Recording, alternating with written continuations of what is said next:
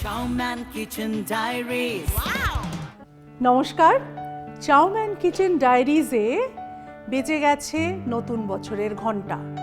বাংলা নববর্ষের সঙ্গে বয়ে আনে অনেক কিছু।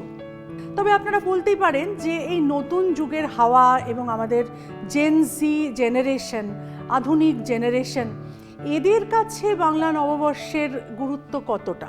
বলা ভালো যে আজকে চাউম্যান কিচেন ডায়েরিজের এই বিশেষ পর্বে এসে দেখলাম যে আমাদের যিনি অতিথি হয়ে আজকে আসছেন তিনি আমার এই সব কটা প্রশ্নের উত্তর ভীষণ সুন্দরভাবে দেবেন এবং তিনি আমারও ভীষণ পছন্দের একজন মানুষ।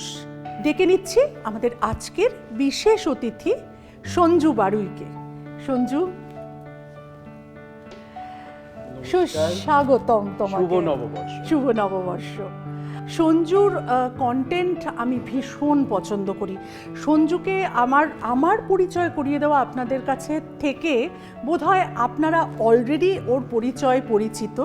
তো আজকের ইয়াং জেনারেশনের কাছে আমাদের এই বাঙালিত্ব, বাঙালি কালচারের বিভিন্ন জিনিসকে আজকের মতো করে পরিবেশন করা, এই আইডিয়াটা কি করে মাথায় এলো তো? এটা বেসিক্যালি আইডিয়া বলবো না, আসলে আমি আজ কি বানাচ্ছি তুমি হয়তো জানো না। আজ আমি বানাচ্ছি পিঠে। হ্যাঁ, মানে ইনগ্রেডিয়েন্টগুলো চোখের সামনে রয়েছে দেখে শুভ নববর্ষ উপলক্ষে পিঠের থেকে ভালো কি হতে পারে বাঙালির কাছে। কারণ এখন তো ওই সবাই চকলেট আর মিষ্টি চলে এসছে, যদিও বাঙালি, কিন্তু পিঠে ব্যাপারটা না লোকে একটু ভয় পায় যে ও বাবা পিঠে বানাতে হবে। এটা ওদের না মাথায় ঢুকেই গেছে যে এটা মা মাসিদের কাজ। মা মাসি ছাড়া পিঠেও যে ইজিলি চট জলদি বানানো যায়, তার জন্যই আজকে বানাচ্ছি আমি পিঠে। তো আজকে তুই যে পিঠেটা বানাবি তাতে কি কি জিনিস লাগবে এবার আমরা প্রসেসটা খুব শুরু করি। সিম্পল, পিঠেতে আমি একদম সিম্পলভাবে বানাচ্ছি। আমরা ফার্স্টে বানাবো হচ্ছে নারকেলের পুর। নারকেলের পুরের জন্য নারকেল কোড়া, এটা আগে কুড়ে রেখেছি যাতে টাইমটা বাঁচে। গুড়, পাটালি গুড়, আর লাগবে চালের গুঁড়ো, আর ময়দা, আর একটু লবণ, আর গরম জল দিয়ে ওটা মাখবো। বাস, দিস আর দ্য 4 থেকে 5টা উপকরণ দিয়ে বানাবো আজকে আমরা। ও আর দুধ, যেহেতু দুধ পুলি বানাচ্ছি তো দুধ লাগবে। আচ্ছা, তাহলে পুর বানানো দিয়ে শুরু করছি। এক কাজ করি দিদি, আগে পুরটা বানিয়ে নিই। নো তেল? তেল লাগবে না, পুরো হেলদি পিঠে। অনেকে বলে না পিঠে হেলদি নয়, বাট পিঠেতে কোনো তেল থাকবে না, কিচ্ছু থাকবে না। পুরের জন্য আমরা নিচ্ছি হচ্ছে নারকেল কোড়া। আই গেস নারকেলের থেকেই খানিকটা তেল বেরোবে একটুখানি। হ্যাঁ, না আমি কি করি না, নারকেলের পুর করতে গেলে না নারকেলটা একটু শুকনো খোলা একটু ভেজে নিই। ও,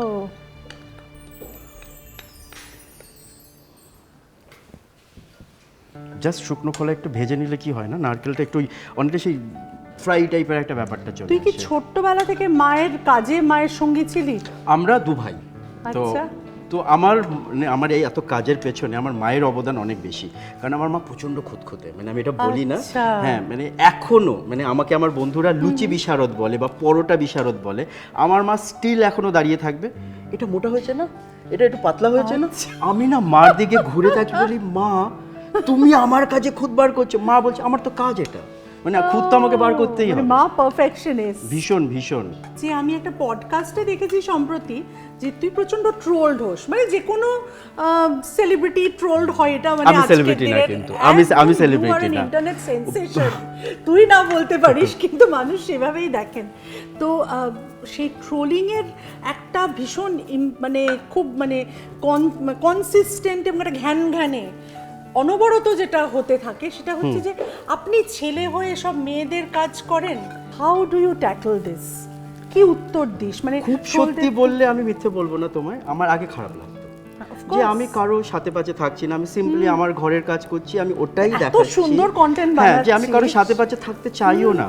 ইভেন এখনো অনেকে আমার ব্যাপারে খুব কম জানে যে আমি কোন স্কুলে করি, আমি কোথায় থাকি। You are also a school teacher, right? School teacher, একটা স্কুলে পড়াই। তো সেটা নিয়েও লোকের আমি চাই আমার মতো আইসোলেটেড থাকবে। কিরম মিষ্টি খাও তুমি? কমই, হালকা। বেশ, তাহলে ঠিক আছে। আরেকটু দিয়ে দিতে পারিস গুড় যখন। দাঁড়াও দেখছি যদি হয়ে যায়। আমি একটু কম মিষ্টিতে করি। অ্যাকচুয়ালি খুব পাকা রাঁধুনি। মানে আমরা যদি মহাভারতে যাই, এটা বোধহয় অনেকে জানে বা হয়তো ভুলে গেছে যে ভীম কিন্তু সাংঘাতিক ভালো রান্না করত। ইভেন দাঁড়াও, একটা রেসিপি ছিল ভীমের, ওটা আবিষ্কার ছিল রান্না, মানে হতেই পারে, তার কারণ যখন বিরাট রাজার ওখানে ওরা অজ্ঞাতবাসী ছিল, ভীম কিন্তু ওদের মানে বিরাট রাজার ওখানে ওরা তো সব ছদ্মবেশে ছিল ভীম, কিন্তু রান্নার ভীম কিছু একটা রেধে ছিল এবং ওটা ওই রাজার মেনু মানে মেনু চার্টে ওটা অ্যাড হয় ওই রান্নাটা। আচ্ছা। আমার এই মুহূর্তের নাম মনে পড়ছে কিচক না। বধের সময় দেখা যাচ্ছে কি একটা যেন নাম, ওদের সবার আলাদা আলাদা নাম হয়েছিল, তো তো ভীম ছিল। যদি রান্নাটার নাম বা ভীমের নাম কারণ মনে পড়ে আজকের কমেন্টসে অবশ্যই জানাবেন আমাদের। আচ্ছা, পুর তো রেডি, তাহলে এবার পিঠেটা হবে, তাই তো? পিঠের জন্য আমরা চালের গুঁড়োটা মেখে নেব। চালের গুঁড়োর জন্য আমরা নিচ্ছি হচ্ছে চালের গুঁড়ো। এটা না আমি কোনো প্রপোর্শনটা বলো আমি ঠিক বলতে পারবো না, আমি না আন্দাজে করি। এবার যদি বলতে হয় তাহলে যদি বলি 1/3 মানে 3 ভাগের 1 ভাগ দেবো একটু ময়দা, তাহলে একটু পিঠেটা নরম হবে। 3 ভাগের 1 ভাগ ময়দা আর 2 ভাগ চালের গুঁড়ো। আচ্ছা, তাহলে পিঠেটা একটু নরম ঠিক হবে। আছে। আমি যেমন 2 চামচ কি 3 চামচ নিয়েছি, আমি 1 চামচ ময়দাটা দিয়ে দিলাম। মানে এবার এই আন্দাজগুলো না মা হয়তো ঠিক বলতে পারবে, কিন্তু আমার পিঠে ঠিক হয়, কিন্তু আমি ঠিক ওই পরিমাণ কোনটা কত নিলাম সেটা বলতে পারি না। হাতের আন্দাজ, হাতের আন্দাজ করতে করতে হয়ে গেছে। ইভেন কেক বানানোর সময় তাই হয়। একটু জাস্ট হালকা লবণটা দিয়ে দিচ্ছি। এবার আমার লাগবে গরম জল।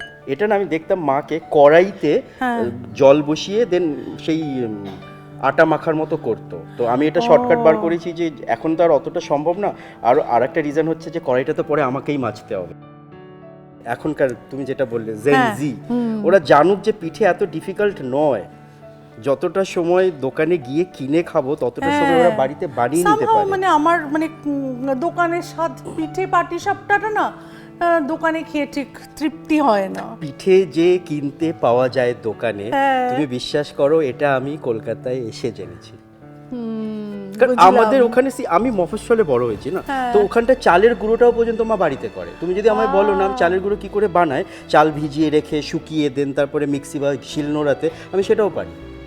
ওয়াও, এরপর তো আমি আর খাতা খুলতে পারছি না। আচ্ছা, আরেকটা কথা আপনাদের জানাই, তুইও নিশ্চয়ই জানিস যে তোর প্রচুর মহিলা ভক্ত আছে এবং মানে মহিলারা তোর উপর ফিদা একদম, এটা নিশ্চয়ই জানিস।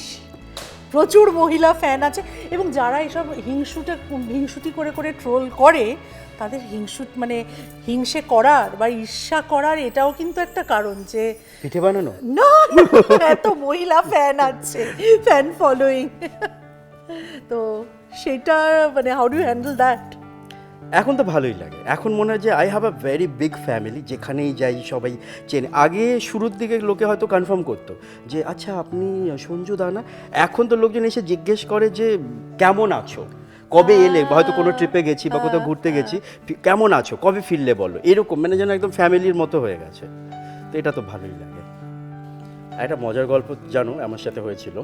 আমি ট্রেনে বাড়ি ফিরছিলাম, তো দুজন বেশ মানে বডি বিল্ডার বালা টাইপের দুজন ভদ্রলোক চিনতে পারলেন, গল্প করলেন।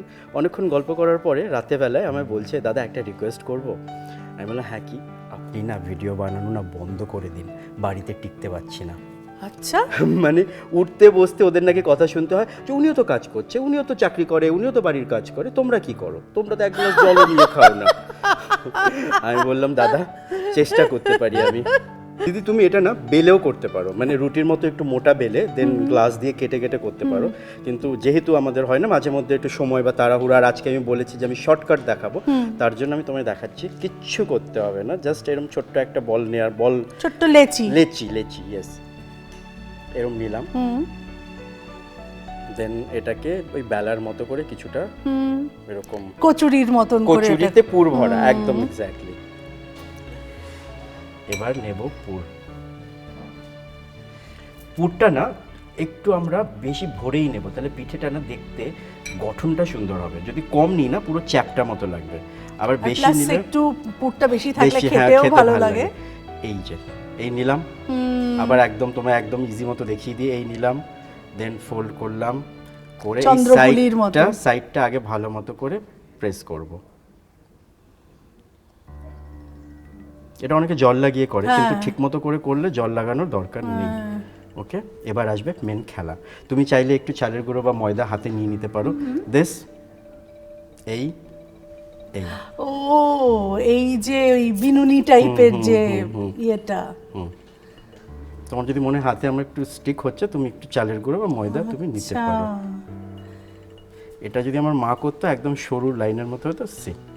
কি সুন্দর, একবারে গয়নার মতো দেখতে। এবার দিদি পিঠেগুলো না দিয়ে দাও। দিয়ে দেবো? হ্যাঁ।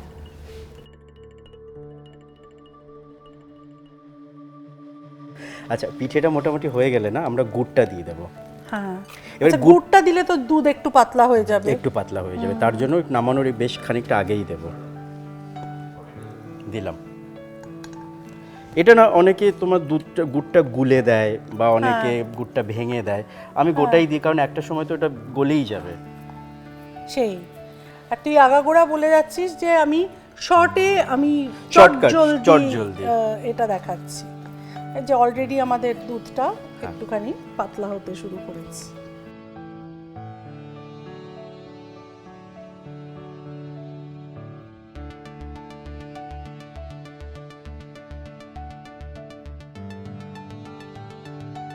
আর আমাদের পক্ষ থেকে ছোট্ট গিফট তোর জন্য, চাউম্যান কিচেন ডায়েরিজে একটা সার্টিফিকেট অফ পার্টিসিপেশন আর একটা set meal for 2। Chowman kitchen diaries powered by Cucina দিচ্ছে এই nonstick cookware set. Thank you. আরও রয়েছে আমাদের টেস্ট পার্টনার ডক্টরস চয়েস, তাদের পক্ষ থেকে একটা পুরো হ্যাম্পার ভর্তি সর্ষের তেল, rice bran oil and sunflower oil. সারা বছরের হয়ে গেল। দেখতে থাকুন Chowman kitchen diaries, powered by Cucina, taste partner Doctor's Choice, wardrobe partner Kalakriti by Parama. দেখতে থাকুন, ফলো, লাইক, সাবস্ক্রাইব করুন Chowman kitchen Diaries. Chowman Kitchen Diaries.